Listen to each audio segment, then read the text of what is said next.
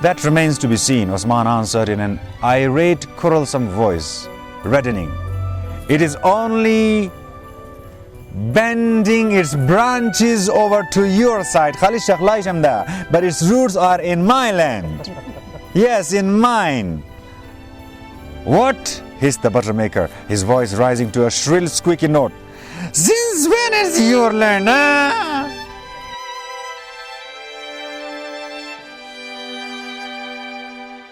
All right, let us return to our sparrow, to the story of how he met with Khoja Nasreddin and what threw them together. Story narrative. But half an hour before their meeting, they had not had a thought of each other. Both of them, each by himself, were equally occupied with their affairs. The sparrow was sitting above, on the roof of the chaikhana, basking in the last reddish rays of and twittering a loud song of thanksgiving to the departing sun. While Khoja Nasreddin sat below, in the chaikhana, conversing with the villagers who formed a close ring around him. When he had come to the chaikhana for the first time since becoming keeper, then owner of the lake, the villagers gathered therein were talking about none other than himself, wondering what direction he would now give to their sorrowful lives. And he, talk of the devil, suddenly popped up, swam out of the depths of the Jugar field adjoining the chaikhana. As if on purpose, he came not by the road, but through the field to catch them unaware. Safar bestirred himself, and the visitors hastily began to take their leave in order not to be in the way of the illustrious tea drinking. But it was not Ozakbai, the assistant and successor of Agabak, who had now come to the chaikhana, but Khoja Nasreddin. Do not go away, my worthy friends, he called out. How have I offended you that you do not even wish to sit with me? Safar, here are 25 tangas. Serve to everyone as much tea as he can hold. The villagers were greatly astonished at these kindly words. They stood timidly against the walls, not daring to touch the teapots which Safar busily carried around and placed before them.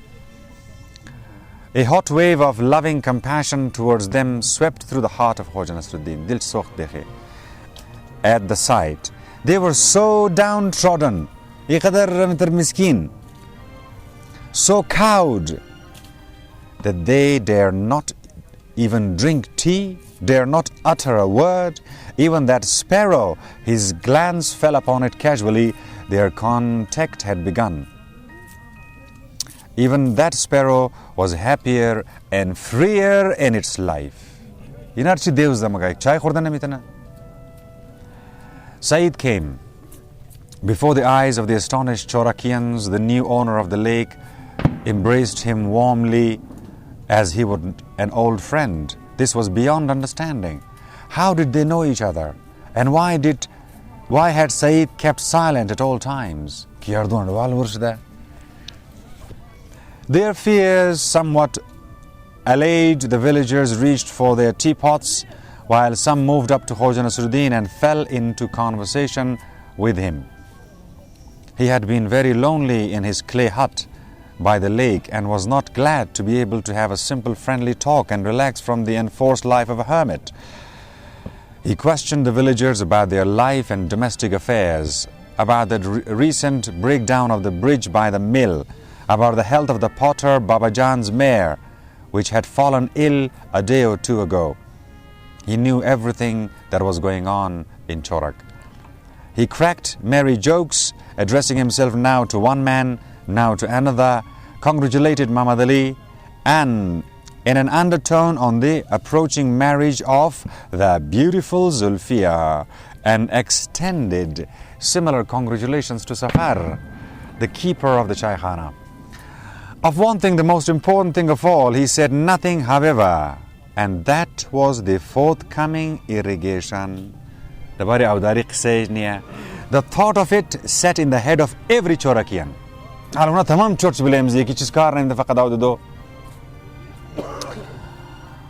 Like a red-hot nail that burned the tongue. It was Muhammad Ali who made bold to ask, "Pray tell me, esteemed Ozak Bhai, when do you think of giving us water and what price will you charge?" A hush fell upon the Chaikhana, a deep hush, broken only by the blithe, incessant chirping of the sparrow on the roof.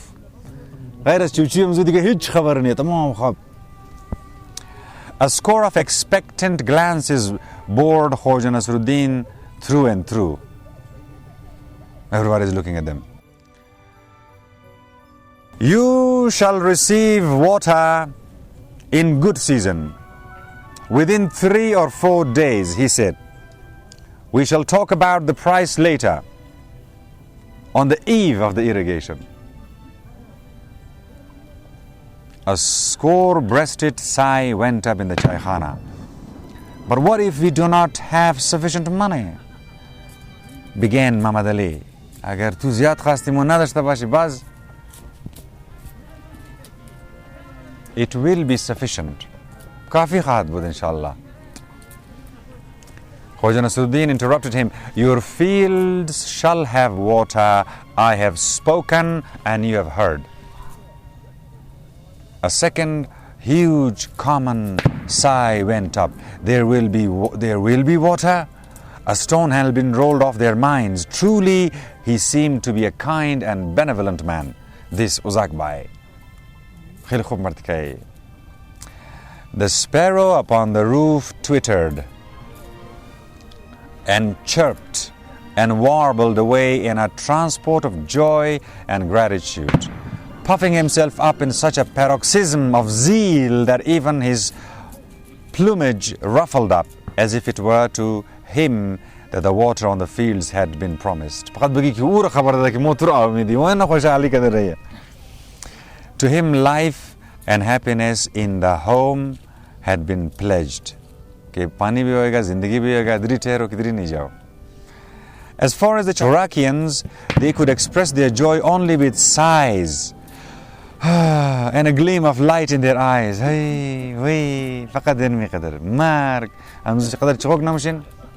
Hey, you shall receive water and you shall go on receiving it for your field as much as you want.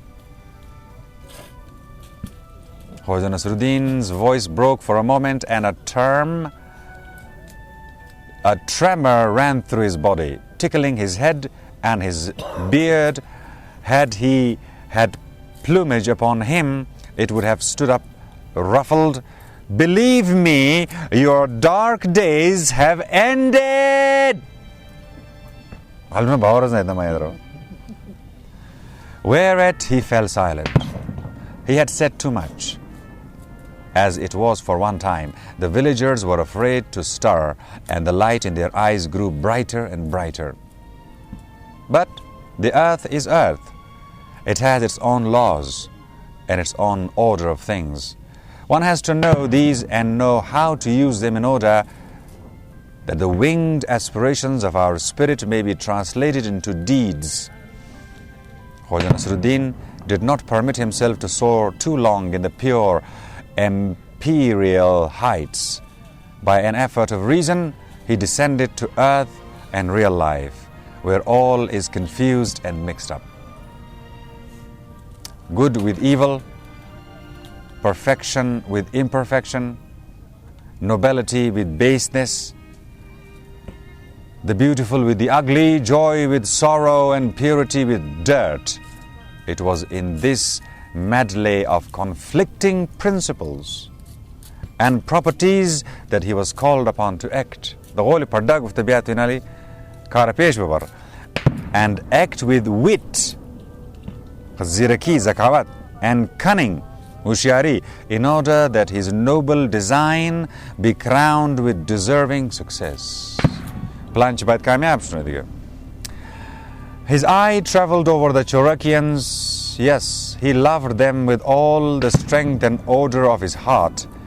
But that did not prevent him from clearly perceiving the dark, the base and selfish that lived in their souls side by side with the divine, the pure and the noble. खूब खबर दे कि मने MGM खूबी बदी देख जाएगा डालमा दिलम बलिजाम मसजा लेकिन मिंगर नोक बाचा full दिखत मने conflict zone बसावा. His love was all the more fruitful in that he loved men as they were in reality, without endowing them in imagination with angelic qualities. Tell me, he said, wherefore did Shermat have a fight with Yarmat yesterday?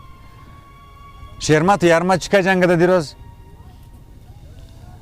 They quarreled over a dry old mulberry tree intended for firewood.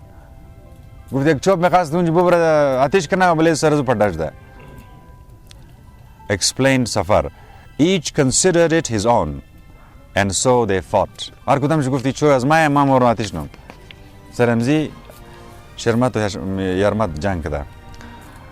they not saw it in halves? They could, but each wanted to get it all for himself.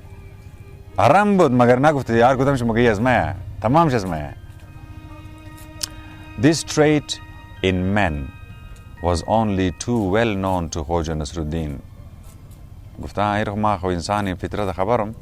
After a silence, he said, tell me, who does that starveling little poplar by the roadside belong to? It is mine.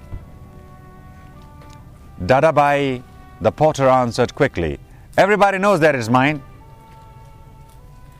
His eyes narrowed, his lips tightened, and his jaw thrust forward. It would have gone hard indeed with everyone who had dared to challenge his ownership of that stunted, wretched little tree, worth a paltry 2 tangas. Total am kisab kane 2 tangam zyad baishniya. Very well, said Khoja Nasreddin. Let it be yours. Then, and that willow bush yonder, that bends over the ariq, whom does that belong to? To me, said Rahman, the butter maker, hastily. How come? Protested Osman and the farmer. How come it be yours? It is on my land, that's why it's mine. Well, I never, exclaimed Osman. Do you hear that, good people? On his land. Well, is it not my land? That remains to be seen, Osman answered in an irate, quarrelsome voice, reddening. It is only bending its branches over to your side, but its roots are in my land. Yes, in mine. What? Hissed the buttermaker, his voice rising to a shrill, squeaky note. Since when is your land? Wait, do not argue, cried Khoja Nasreddin, hastening to prevent a quarrel. Stop! I tell you, I do not intend to take away or buy from you that miserable bush, which no one needs and which is not worth a broken farthing. Let it grow, Belkitashna, whomsoever it may belong to. Now, that wild thistle yonder, does that too have an owner? It is in my land, answered Muhammad Ali. Khoja Nasreddin sat silent for a long time, reflecting. Meanwhile, the sun had set. Its parting beam faded among the tree tops, and the purple twilight deepened over the land, a transparent twilight without reflections or shadows. With the sunbeam gone, the sparrow's song ended, the day of the feathered tribe was over, the sparrow gave a last ruffle to its plumage, shook itself, and dived into its nest under the roof. And just as it did so, Khoja Nasreddin caught a glimpse of the tip of its tail. And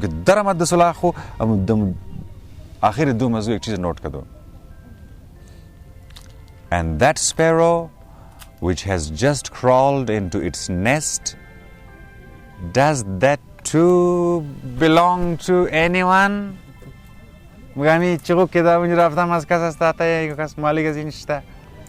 His words were taken as a jest, and everyone smiled and laughed. Does he have an owner? Persisted Khoja Nasreddin. Who can be his owner? Muhammad Ali answered, smiling, he flies whither he will, and when he will, spoils the grapes in our vineyards and pecks the grain in our farmyards. He belongs to all and to none. That was just the kind of sparrow that Khoja Nasreddin needed. One that belonged to all and to none. That was just it. Haply you, Safar, have some special claim to him.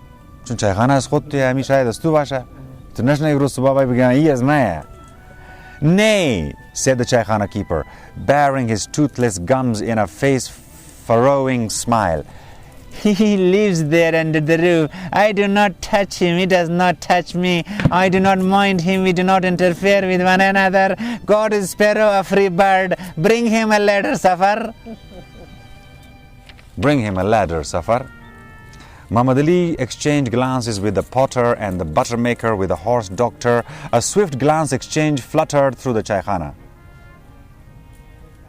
Safar, in perplexity, dragged in a ladder. Khoja Nasreddin leaned it against the wall, climbed 3 rungs, yagrang, durang, serang, thrust his arm into the hole under the roof and rummaged about there with lifted eyebrow and preoccupied air as if listening, and drew forth the terrified little sparrow. A cage. An old cage was found among the lumber in the Chaykhana. Here, Safar, I placed him in your keeping, said Khoja Nasreddin, putting the sparrow in the cage. Take good care of him, feed him well, and change his water frequently, lest he, God forbid, suffer any injury to his health. Remember, this is a precious sparrow, and soon you shall have proof of it. Having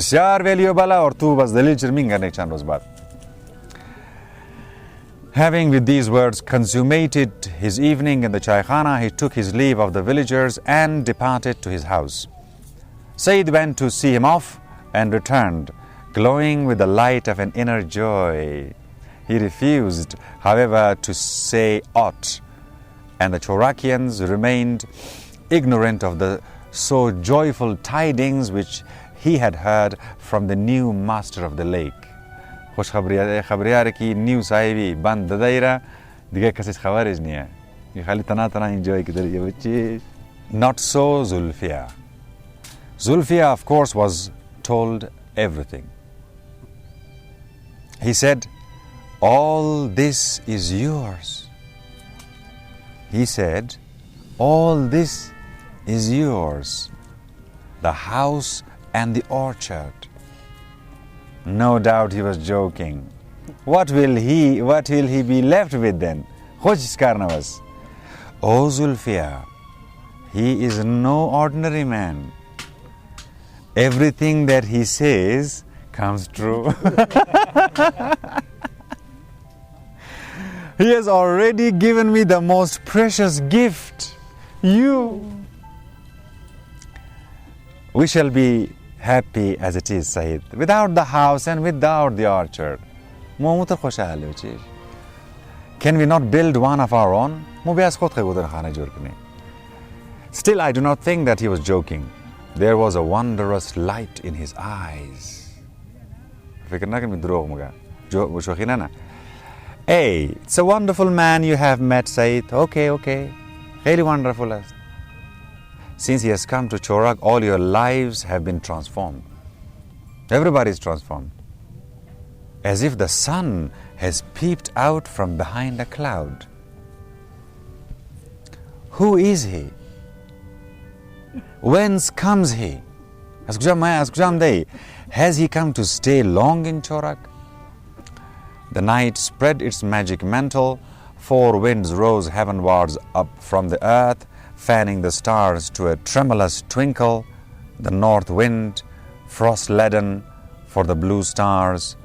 The southerly torrid wind for the red stars. The westerly for the white and the easterly for the green stars.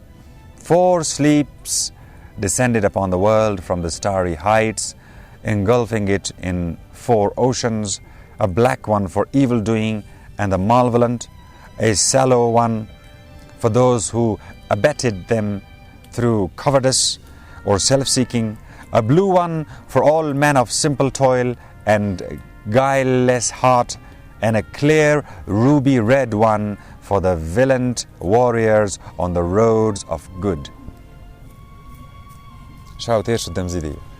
Stopping at Chorag on his way back, the old crooked Qazi Abdurrahman put up at the same chaikhana.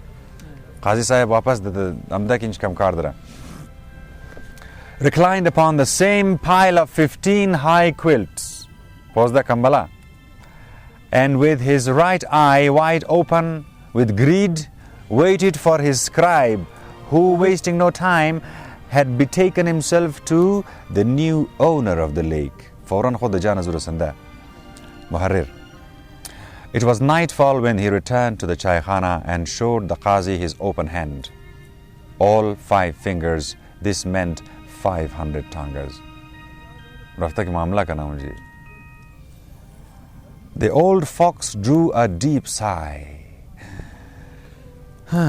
His whole face looked as if it had been dipped in warm butter. And he screwed up both his eyes ecstatically. When next he looked up on the world, it was with his left eye alone. He received from his scribe the heavy purse and put it away in his girdle, fully prepared on the morrow to show no surprise whatever and to put his seal to any transaction. Does. He was ready for tomorrow. But be it even the consignment of the faithful Muslim soul to Shaitan himself in exchange for a tuft of hairs out of his mangy tail. And surprised he was not even when he heard from Khoja Nasreddin of his irrevocable decision to barter his lake for a sparrow belonging to all the Chorakians in common and to none of them in particular. Mara chuguk bidin, ma shumor lake midum. Ye chuguk chi saba character dara. It belongs to all and belongs to none. Pas lekam belongs to all, belongs to none. Iram de chuguk chalanda bachesh. Ay babaya. And surprised he was not even when he heard from Khoja Nasreddin of his irrevocable decision. Naqabili tabdili. Tasmim, to barter his lake for a sparrow belonging to all the Chorakians in common and to none of them in particular.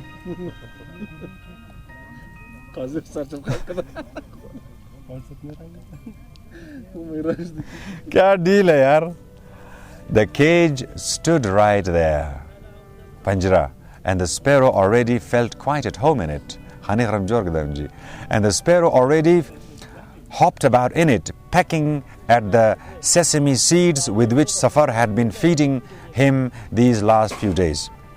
The Qazi's left eye glided over the sparrow and his head nodded assent. He saw no obstacle towards the transaction.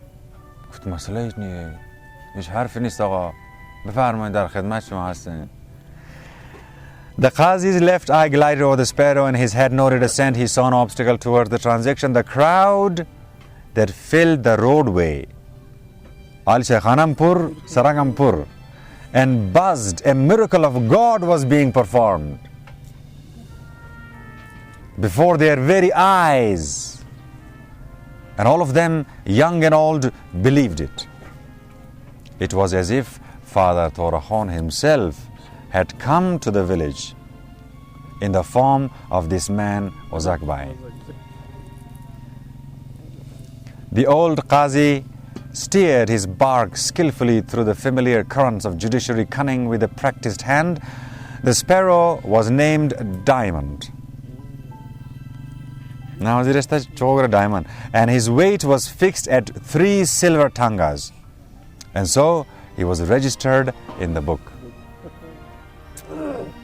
The scribe drew up 2 documents. One certifying Khoja Nasreddin to be the owner of a diamond weighing 3 silver, unadulterated and unobliterated tangas, and another transferring the lake for use in perpetuity to the inhabitants of Chorak, all in common with equal rights. Khoja Nasreddin put his signature to both papers. Whereat the Chorakians came up to the dice one by one. None of them could sign his name, so instead each pressed to the paper his thumb upon with the Chinese ink.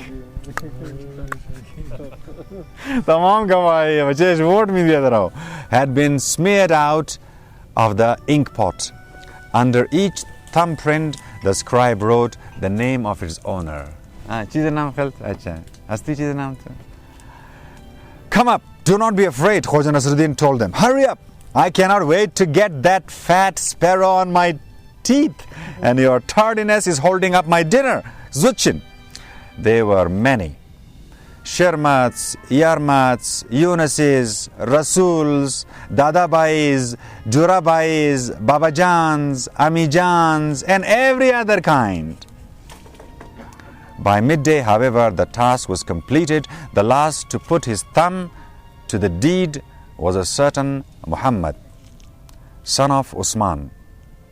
And the Qazi proclaimed in a trumpet solemn voice that the transaction was completed.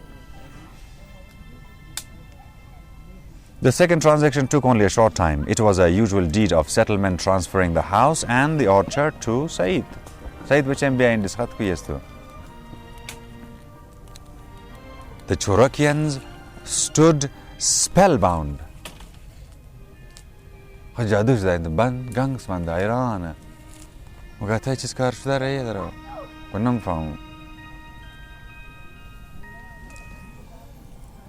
Neither stirring nor breathing. Faqat begin nafas gurufto behi muntishda. As nafas manda. The scribe closed the book. The Qazi climbed down, grunting from the eminence of his 15 quilt, and hobbled towards his wagon. He was in a hurry. The driver clicked his tongue. The nag braced her hind legs, and the wagon swayed, creaked, and moved off.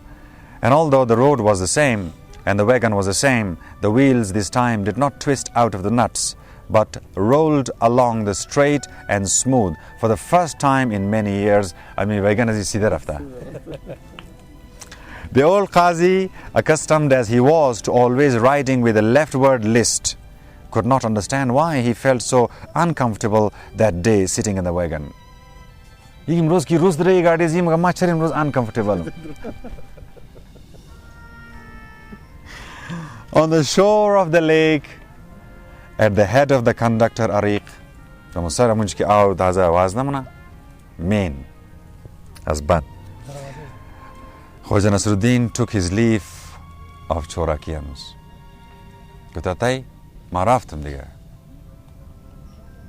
He appointed Said guardian of the lake, saying to him, let your crops be at the very tail end of the Ariq.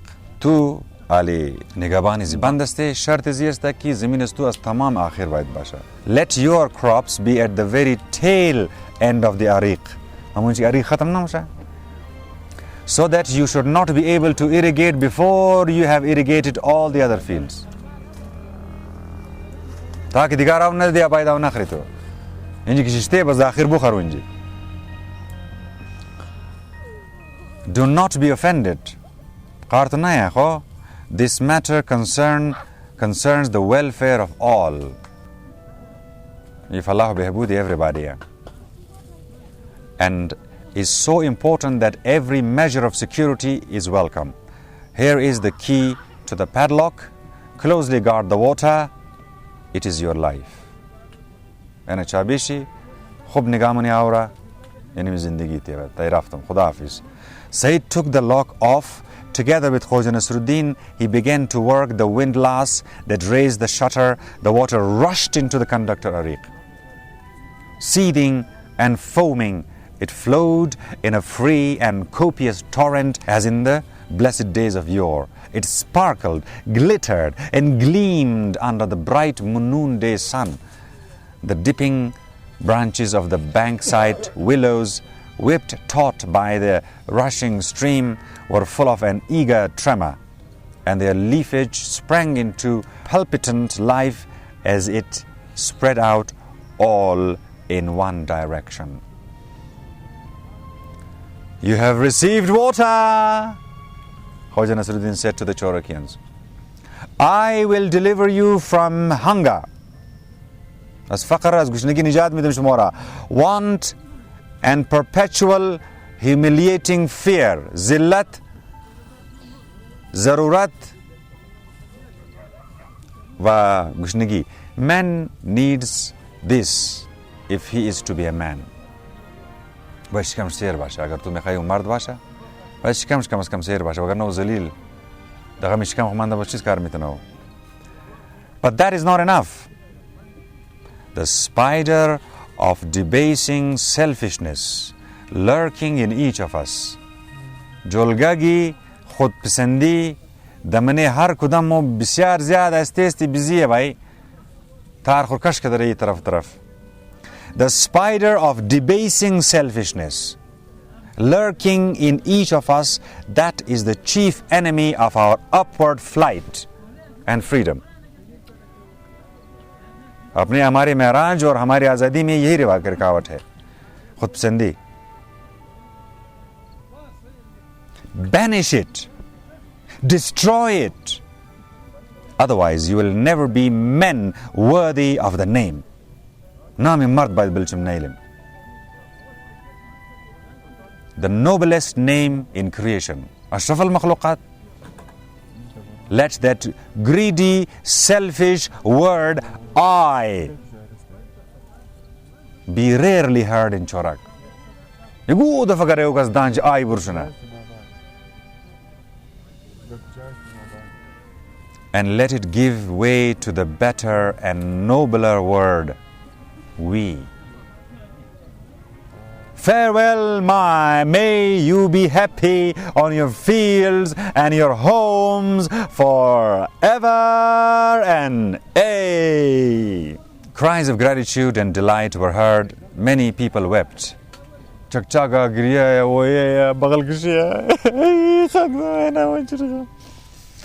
he took the cage, drew the sparrow forth from it, and threw it up into the air. He took the cage, drew the sparrow forth from it, and threw it up into the air. Grown heavy with too lavish feeding, the sparrow nearly fell to the ground.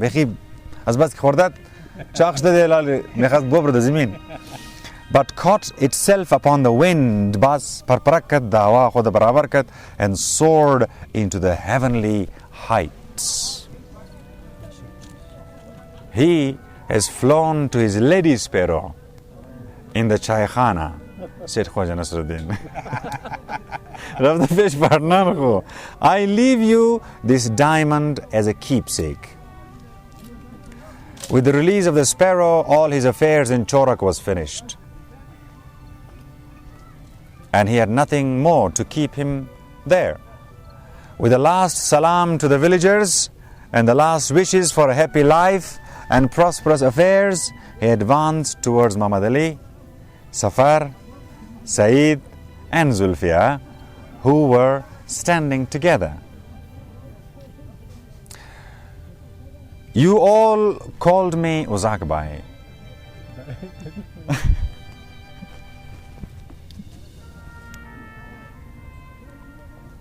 But know that that is not my name. It is hateful to me. I took it by necessity. When you think of me, call me by some other name. By what name shall we call you? His name. Think, happily you may guess. He suffered no one to see him off. And departed alone by the bank of the Ariq in the wake of the swift flowing water. For a long time, the Chorakians stood in utter silence.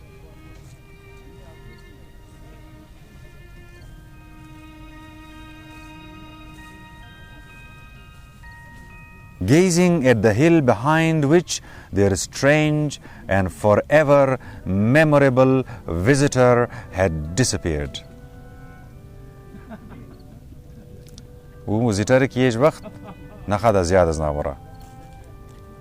Then all of a sudden, Saeed cried out, I know! I've guessed! Like a man awakening. He passed a hand over his face as if tearing a web away from his eyes. Khoja Nasreddin!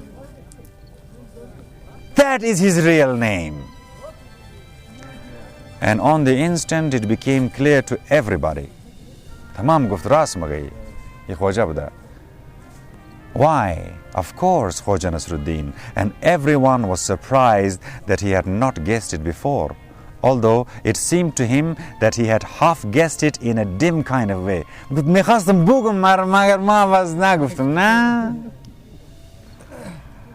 Saeed dashed down the bankside tail crying, Khoja Nasreddin! Khoja Nasreddin!